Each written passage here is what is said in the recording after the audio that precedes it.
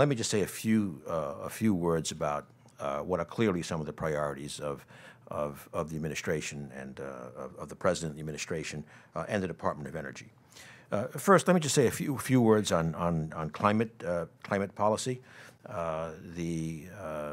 Obviously, in terms of the President's approach, you know, we talk often and in a quite committed way about pursuing an all-of-the-above approach, which really means making the investments to enable all fuels, all pathways to a clean energy future to be part of a low-carbon future.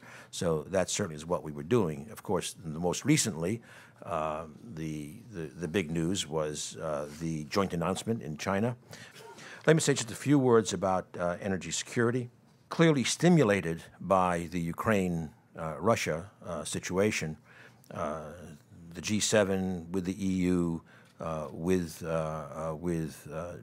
direct support and collaboration with the IEA, started a process looking at energy security and coming pretty rapidly to the conclusion that perhaps we don't say it enough, that energy security is a collective responsibility among allies and friends as opposed to a purely national activity. The energy insecurity of any of our allies and friends is an issue for us. Clearly, it does involve diversification of supplies and supply routes. There's no question about that. And right now in Europe, of course, the discussion on that is principally focused around natural gas as opposed to oil, but it's a broader statement. But in addition, the development of transparent, competitive markets is an important part of energy security. This Monday, we had a trilateral meeting of the energy ministers of Canada, the United States, and Mexico. It was the first time that such a trilateral meeting had taken place in 7 years.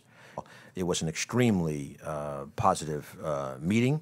Among the initiatives, specific initiatives agreed to and enshrined in an MOU is that we will have an effort on our side led by the EIA to do data integration for North America.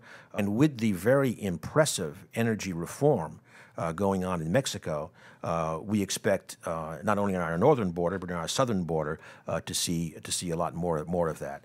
I would say that Minister Rickford from Canada and I were certainly very impressed by Minister Joaquin Coldwell's description of the I would even use the word breathtaking scope and ambition of their reform plan. So some of you have heard this before on the Quadrennial Energy Review.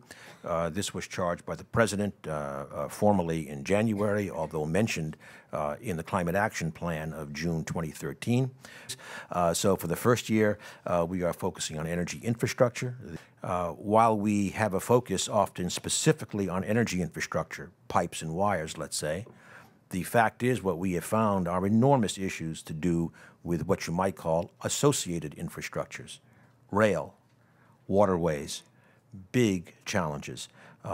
Certainly the waterway challenges, getting stuff onto the water has a challenge and a dimension that I have to say I personally had not appreciated until we went through this data exercise and analysis.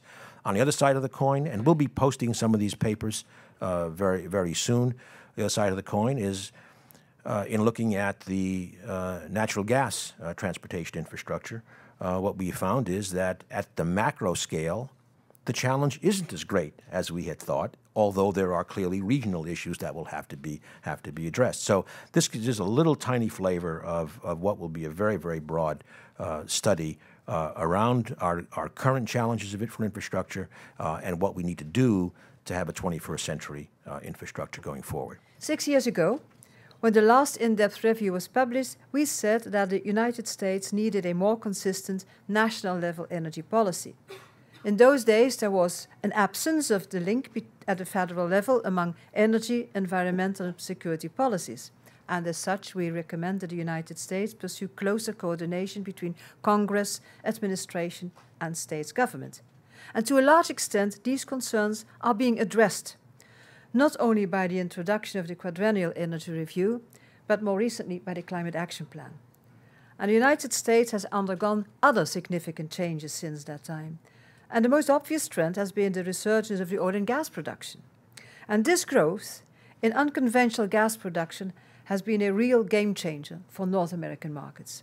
Lower energy and input costs, for example, are making a substantial additional contribution to economic activity and employment, both within and outside the energy industry. And energy security has also been strengthened over the past 6 years. Well, and as already mentioned by Secretary Muniz, we were founded in response to the 1974 oil crisis, and our initial role was to help countries coordinate a collective response to major disruptions in oil supply through the release of emergency oil stocks to the markets. And in this regard, dear friends, the United States is in a very strong position.